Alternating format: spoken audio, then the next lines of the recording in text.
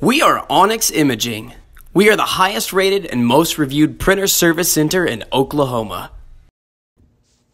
Hey there YouTubers, it's your girl Brett over here at Onyx Imaging. In this video today, I'm going to show you how to change your toner cartridges, and I'm working with the Xerox VersaLink C405 printer. So the first thing that you want to do is you want to open the front hatch, and you'll see all of your toners here. It does take 4 different toners, one for each color.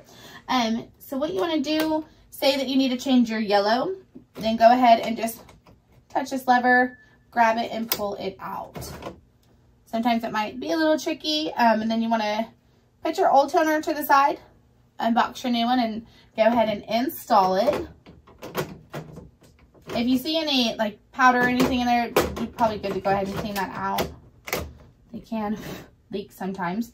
So you just want to go ahead and follow the colors. There is a color guide on this side, so you can see which color goes where in case you were to take them all out and get them mixed up. This printer does take a C400 series for the toner.